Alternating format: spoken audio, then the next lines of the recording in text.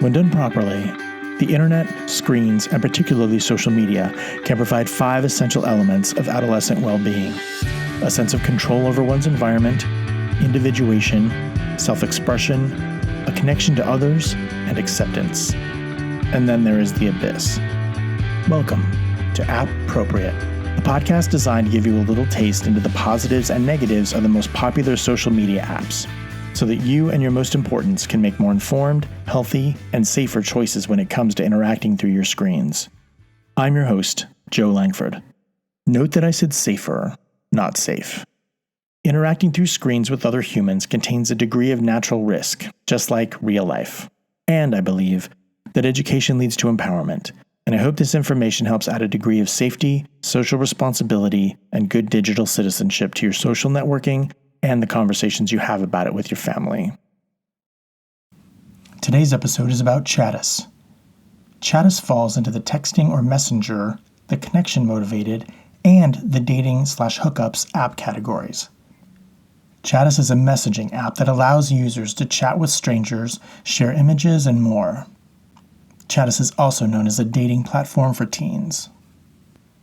It is designed to help users interact with people from all over the globe, and comes with a smart, user-friendly interface that can be easily navigated by both computer whizzes and the less tech-savvy. Chatous is compatible with both iPhone and iPad devices.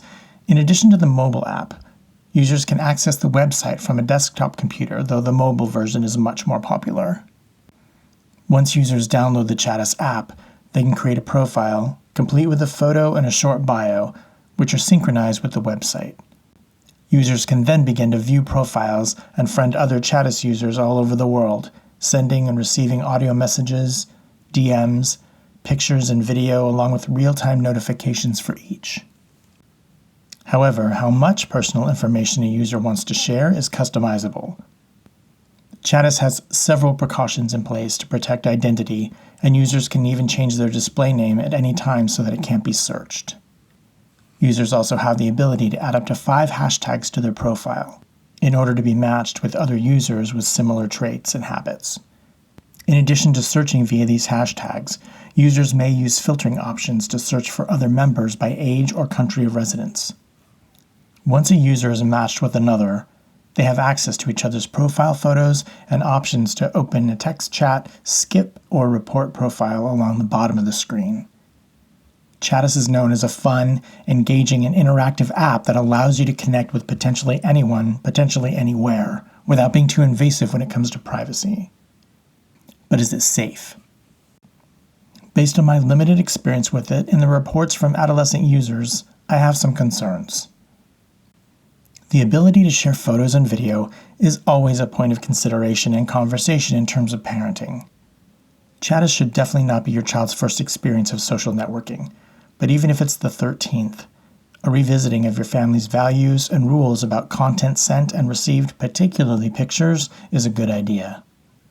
This is specifically important with Chatous because it includes features to send disappearing messages. Like Snapchat, conversations can be private and anonymous and made to disappear shortly after they're sent, preventing any kind of chat history from being created, and tempting some kids to do things that would be more silly, scandalous, sexy, or stupid than they would otherwise.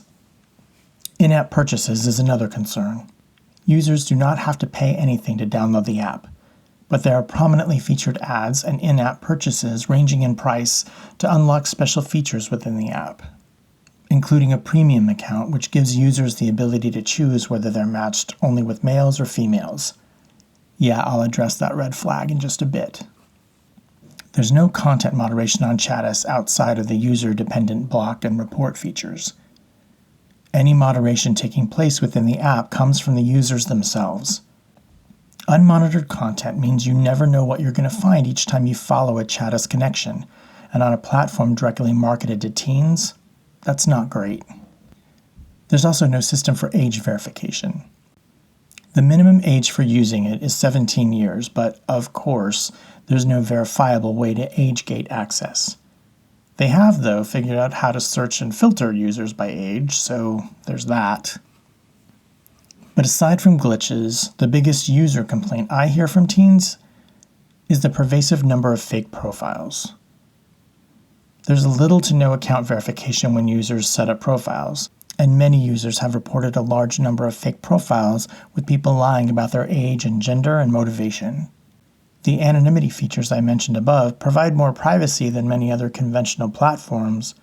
However, the flip side of that coin is that anyone your kid is connecting with may or may not be who they say. And while Chatous doesn't market itself as a dating app, it is obvious that many of the users on the platform are only there to flirt with strangers.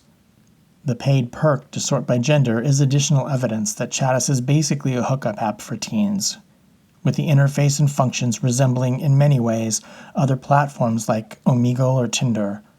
Interaction with strangers always brings risk along with it. With this app, it is as easy for predators to access underagers as it is for the kids to connect to strangers. The privacy features also make it difficult to identify them when things go south. This app may be rated for teens, but any social networking app that randomly matches connection to strangers is a concern for parents. No one under 18 should use an app that allows them to connect and chat with strangers, and even adults should proceed with caution when doing so. Whether your child is using this app or not, parents should talk to kids about the potential dangers associated with contacting strangers online, about shared content, and real-world dating skills. Kids are always in search of new, fun, and easy ways to socialize, but there are many other applications available out there which can help them do this without the drawbacks and safety concerns this one has.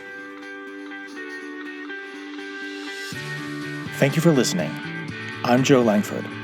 I'm a therapist, a sex and tech educator, and a dad, and I specialize in helping families navigate that intersection of adolescence, sexuality, technology, and behavior.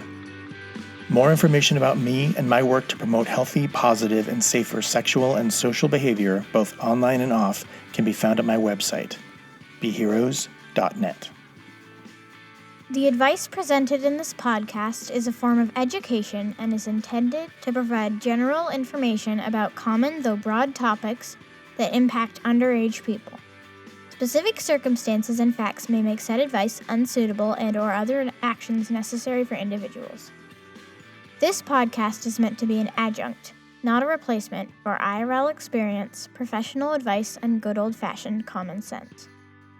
In addition, much of the information included here can and most likely will change with time, culture, and the rapid development of technology.